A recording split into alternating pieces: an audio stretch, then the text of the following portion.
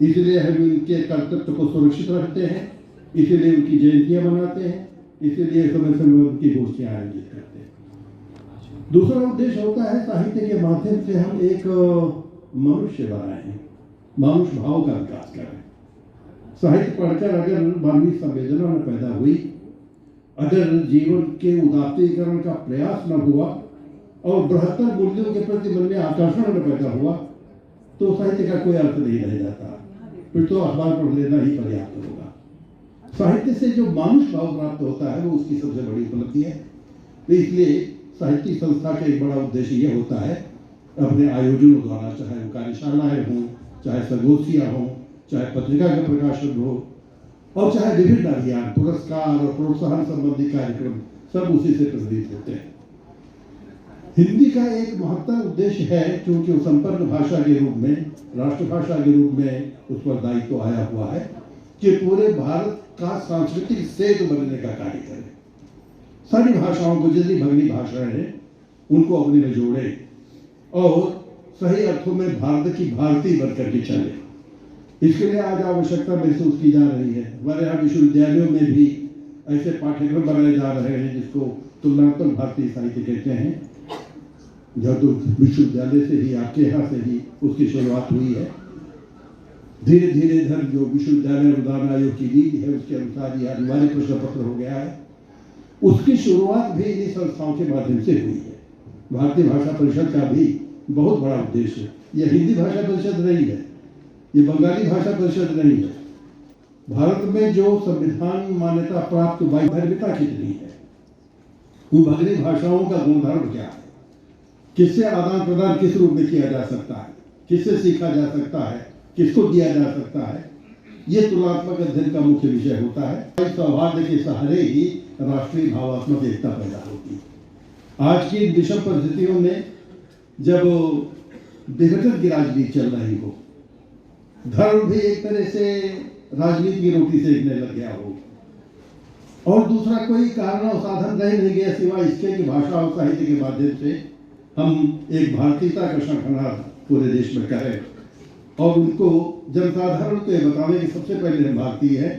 बाद में जिस स्तर पर वो विश्व ज्ञान कोश, एनसाइक्लोपीडिया प्रकाशित हुई है, पूरे देश में उसकी चर्चा, तो एक वागर्थ पत्रिका के कारण और दूसरे विश्व ज्ञान कोश के कारण और तीसरे समय समय पर होने वाली गोष्ठियों के कारण इस परिषद ने पूरे देश में अपना महत्वपूर्ण स्थान बना लिया। उसमें कुसुम जी का जो योगदान है वो उन्होंने अर्पित कर दिया है। इसके पीछे जो लोग इन व्यावहारिक कार्यों से जुड़े हुए हैं, यदि कभी पत्रिका संपादन से संबद्ध रहे हैं या संस्था संचालन से संबद्ध रहे हैं, वो जानते हैं कितना दुष्कर कार्य है। इस संस्था के माध्यम से एक पोस्ट ग्रेजुएट कॉलेज की कल्पना उन्होंने की, पत्रकारिता का, संचार विज्ञान का पठन पाठन यहाँ शुरू हुआ, एक बड़ा पुस्तकालय यहाँ शुरू हुआ, एक बहुत बड़ा प्रकाशन यहाँ शुरू हुआ। हर संस्था के सर्वांगीण विकास के ये दर्शन बहुकोणीय कार्य है।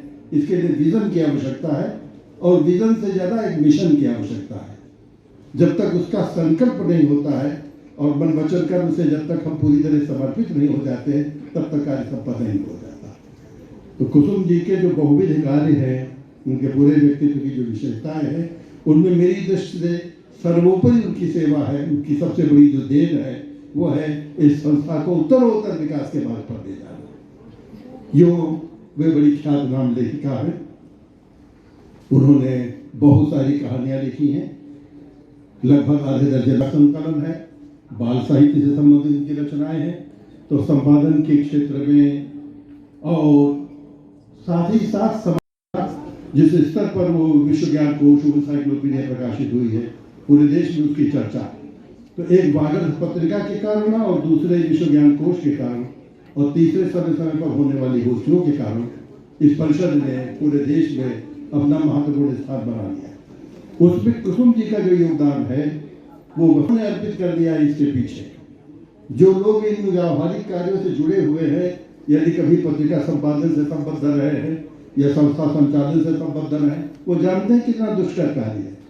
इस संस्था के माध्यम से एक पोस्ट ग्रेजुएट कॉलेज की कल्पना उन्होंने की, पत्रकारिता का, संचार विज्ञान का पठन पाठन यहाँ शुरू हुआ, एक बड़ा पुस्तकालय यहाँ शुरू हुआ, एक बहुत बड़ा प्रकाशन यहाँ शुरू हुआ।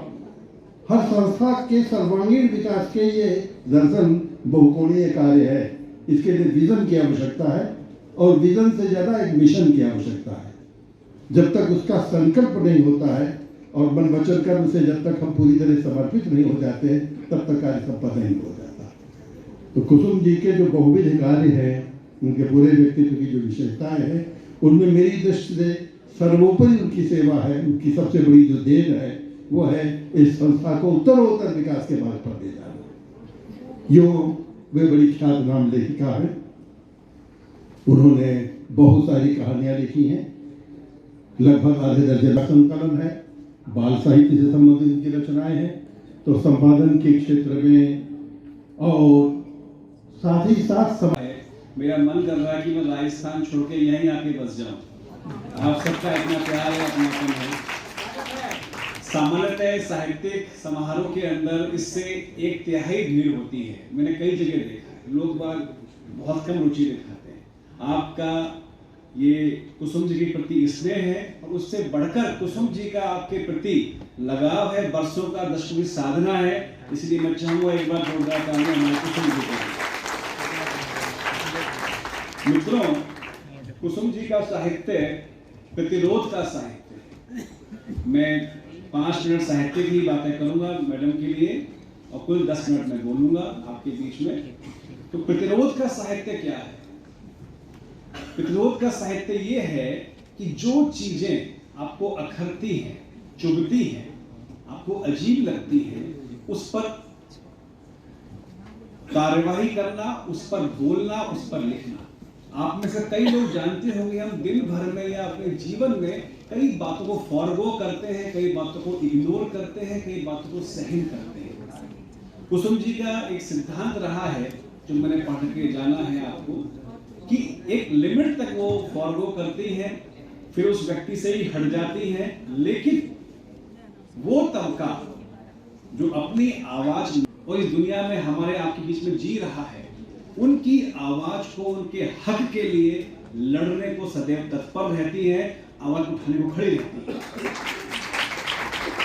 ये बहुत बड़ी बात है। हम अक्सर सोचते हैं इस भौतिकवादी युग में हमारे पास सब कुछ है, वेल टू डू है, हमें क्या जरूरत है फला फला कमजोर व्यक्ति या तबके के लिए आवाज बनने की, उठाने की। हम नहीं उठाते अक्सर। ये गुण इनके व्यक्तित्व को विराट बनाता है और भारत ही नहीं विदेशों तक में पहचान दिलाता है। सुनकर देखो, सुनकर देखो, सुनकर देखो जी। ममता राहुल मोदी बोले, लिखे जितेंद्र जी।